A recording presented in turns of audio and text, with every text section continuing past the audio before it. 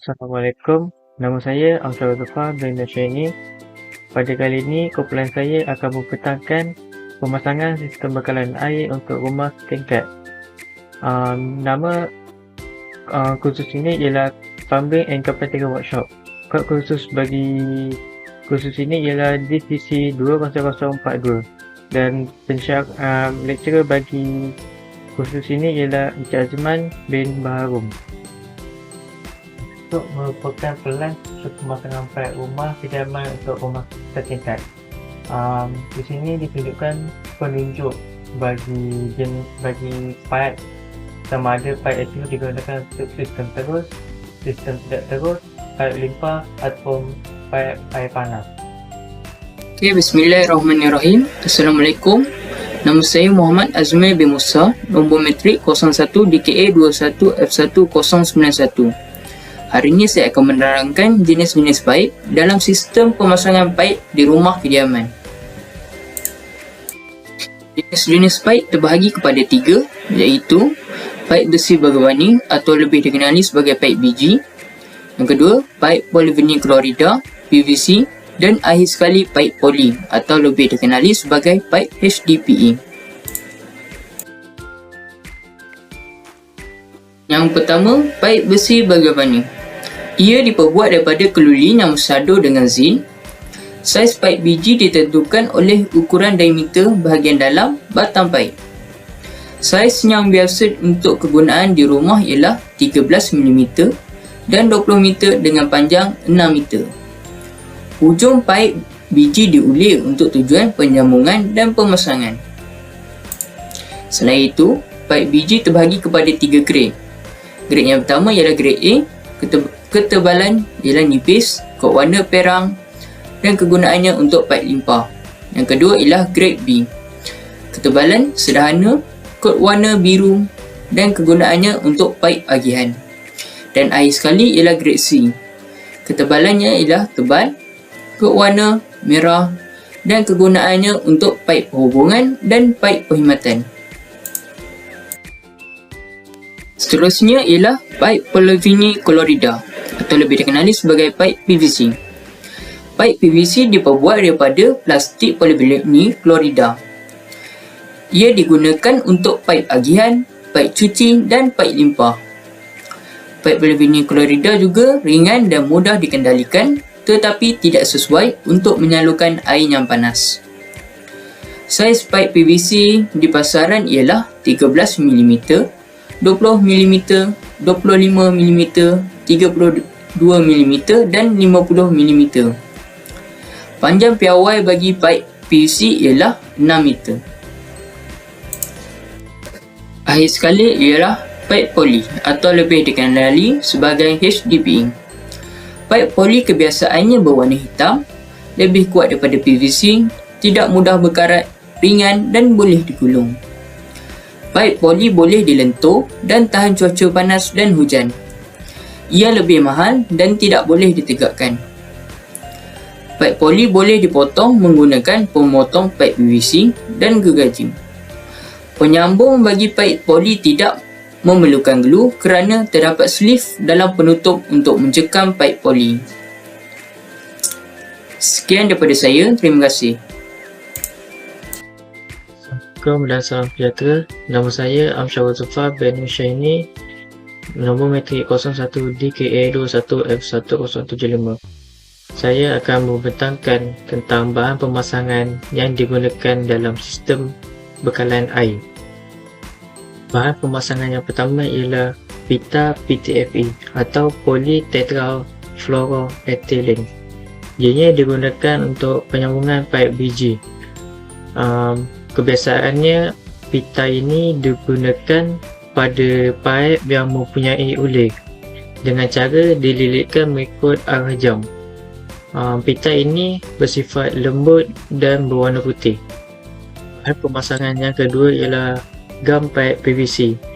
Gam paip ini digunakan dengan disapu pada bahagian sambungan supaya sambungan menjadi kukuh dan tidak mudah bocor. Gam paip PVC ini merupakan bahan pelarut atau pelekat seperti gam. Akhir sekali, gam paip PVC ini dalam bentuk cecair pekat. Okay. Bismillahirrahmanirrahim. Assalamualaikum. Nama saya Muhammad Azri bin Mat Azmi dan nombor pendaftaran saya ialah 01 TKA 21F1083. Okay, di sini saya akan menerangkan tentang prosedur kerja pemasangan tangki air. Okay, di sini saya meletakkan gambar yang menerangkan tentang tangki simpanan. Okay, tangki simpanan mempunyai injak masuk, penutup tangki, pelampung, paip perkhidmatan, paip cuci, kunci paip, paip aliran dan juga paip limpah.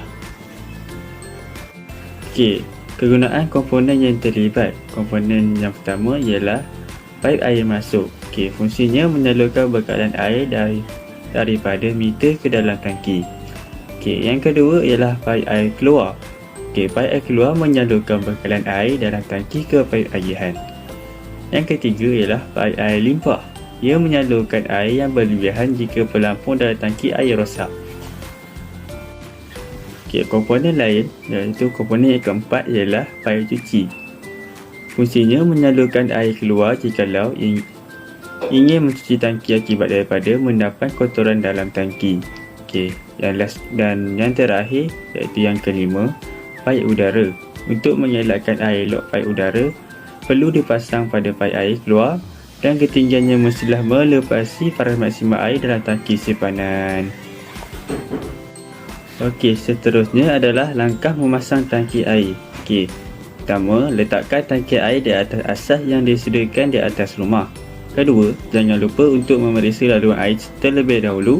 Ia bertujuan untuk mengetahui seluruh tangki air. Ketiga, jangan biarkan tangki air berada dalam kedudukan serong apabila berada di ketinggian tinggi. Okey. Keempat, apabila selesai, pasang cincin keselamatan dan pastikan cincin dipasang dengan betul. Dan akhir sekali, jika anda memilih untuk menggunakan paras air kawalan, mula memasang sebagai langkah terakhir. Okey. Antara peraturan memasang tangki air adalah tangki simpanan pemakatan tidak melebihi 4,500 liter iaitu 1,000 galen. Hendaklah mematuhi peraturan-peraturan berikut. Peraturannya ialah paip air limpah hendaklah lebih besar dari air masuk. Jarak air limpah dari hujung atas tangki tidak kurang dari 50 mm. Sekali, paip air masuk mesti dikawal oleh injak berbola tekanan tinggi. Okey. Tangki air hendaklah disediakan dengan air limpah overflow bergaris pusat lebih besar dari paip air masuk. Okey, paip air limpah hendaklah dipasang 150 mm dari paras atas tangki. Garis pusat paip adalah sekurang-kurangnya satu saiz lebih besar dari air masuk. Okay. Paip air masuk mesti disambung dengan injak berbola tekanan tinggi dan tidak melebihi 100 mm dari atas paras tangki. Ianya dikawal oleh injak berkunci iaitu stop job. Okay. Paip air keluar hendaklah dipasang 50 mm dari lantai tangki dan saiznya bergantung pada jumlah penggunaan. Ianya dikawal oleh injak berpintu. Bagi mengelakkan air elok, maka paip udara vent perlu dipasang pada paip air keluar dan ketinggiannya mestilah melepasi paras maksimal air dalam tangki. Okey. Paip amaran iaitu warning pipe berukuran 25 mm perlu dipasang pada aras 50 mm di bawah aras paip limpah. Sekali, paip air cuci pada takat yang paling rendah sekali dan disertakan dengan satu injak penahan gate vent. Okey. Okey, peralatan yang digunakan dalam kerja paip adalah pita pengukur. Ya, fungsinya adalah untuk mengukur panjang paip. Okey, peralatan yang kedua ialah pemotong paip beroda. Fungsinya ialah memotong batang paip biji dengan tepat dan cepat. Dan yang ketiga, gergaji tangan. Okey, gergaji tangan memotong paip biji, PVC dan paip poli. Okey, seterusnya ialah sepana boleh laras. Okey, sepana boleh laras berfungsi untuk membuka dan mengetatkan nut pilih dan juga bol. Okey. Peralatan yang seterusnya ialah kikir rata. Okey. Fungsinya ialah membuang gerigis keluar pada hujung paip yang telah dipotong. Dan yang keenam ialah kikir bulat. Okey, kikir bulat berfungsi untuk membuang gerigis dalam pada hujung paip yang telah dipotong. Okey, selain itu, peralatan yang sering digunakan juga ialah perengkuh paip. Fungsinya ialah untuk mencengkam dan memutar paip biji. Okey, seterusnya ialah ragung pipe yoke. Okey, ianya berfungsi untuk memegang dan mengapit pipe biji supaya tidak berpusing semasa kerja-kerja memotong, mengulir dan juga memasang pipe. Dan akhir sekali ialah peralatan pemotong pipe PVC. Ianya untuk memotong pipe PVC dan juga pipe poli. Selamat pagi tuan, saya Shoban Rawan Aliti Viswarau dan hari ini saya akan membentangkan tentang sistem pipe sanitari atau juga boleh dipanggil sebagai sistem pembuangan kumbahan. Terdapat dua kaedah saliran yang digunakan. Pertama, above ground drainage, saliran atas permukaan tanah. Yang kedua, underground drainage, iaitu saliran bawah permukaan tanah. Okey, seterusnya kita akan lihat jenis pipe yang digunakan dalam saliran atas permukaan tanah dan saliran bawah permukaan tanah. Di sistem saliran atas permukaan tanah, terdapat 3 jenis pipe yang digunakan dalam sistem saliran. Yang pertama, pipe air sisa. Pipe air sisa digunakan untuk menyalurkan air sisa dari lekapan air sisa di dalam bangunan atau rumah ke sistem pipe saliran bawah tanah. Yang kedua, pipe najis. Pipe najis digunakan untuk menyalurkan kumbahan dari manusia seperti najis dan urinal dari lekapan najis ke tangki septik atau ke loji rawatan kumbahan melalui sistem pipe saliran bawah tanah. Yang ketiga, pipe anti-sifon atau juga dipanggil sebagai pipe bolong.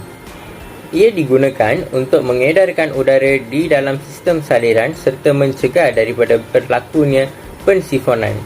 Pipe ini dihubungkan kepada pipe air sisa dan pipe najis, tetapi ia tidak menyalurkan air sisa dan najis. Yang pertama, sistem dua pipe. Sistem dua pipe merupakan salah satu kaedah tradisional untuk menyalurkan atau menyalirkan najis dan air sisa dari lekapan sanitari. Ia sesuai digunakan apabila lekapan air sisa terletak jauh dari lekapan najis bagi memudahkan kadar alirannya. Dalam sistem ini, dua pipe utama digunakan. Bagi pipe buangan digunakan untuk membawa air buangan dari dapur dan bilik air ke longkang, manakala pipe najis membawa najis dari alatan kebersihan ke pembentung. Kedua-dua pipe tumpu tersebut akan dihubungkan kepada pipe saliran di bawah tanah dengan menggunakan liku dan cabang. Air sisa terlebih dahulu akan disalirkan ke dalam perangkap gegeluk atau guli sebelum disalirkan ke dalam pipe saliran air sisa bawah tanah. Kebaikan sistem ini adalah ia dapat mencegah dari berlakunya bau busuk. Kelemahan sistem dua pipe ni adalah kos pemasangan yang mahal kerana banyak menggunakan pipe serta ia memerlukan penjagaan yang rapi. Kedua, sistem satu pipe. Sistem ini hanya menggunakan satu pipe saja kerana ia lebih ekonomi.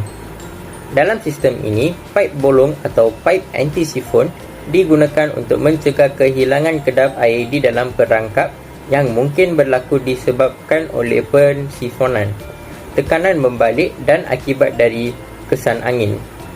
Rangkaian pipe bolong sekurang-kurangnya bergaris pusat 50 mm dihubungkan dari perangkap lekapan sanitari kepada pipe tumpu bolong yang bergaris pusat 75 mm. Bahagian bawah pipe tumpu bolong dihubungkan kepada pipe tumpu untuk membebaskan mana-mana udara termampat yang mungkin ada di bahagian bawah pipe tumpu najis dan air sisa. Pipe pencawang air sisa dipasang di bahagian atas lantai, manakala pipe pencawang najis dipasang di bahagian bawah lantai. Oleh itu, kedudukan penyambungan pada pipe tumpu adalah berbeza. Air sisa dan najis disalirkan ke pipe tumpu dan seterusnya ke pipe saliran bawah tanah. Kebaikan bagi sistem ini, ia menjimatkan kos terutama bagi bangunan tinggi kerana semua lekapan-lekapan sanitari adalah berhampiran dengan pipe tumpu. Kelemahan bagi sistem ini adalah kerja pemasangannya adalah kompleks. Sistem ini dikenali sebagai sistem pengudaraan sepenuhnya. Oleh itu, ia memerlukan perangkap pada setiap lekapan sanitari.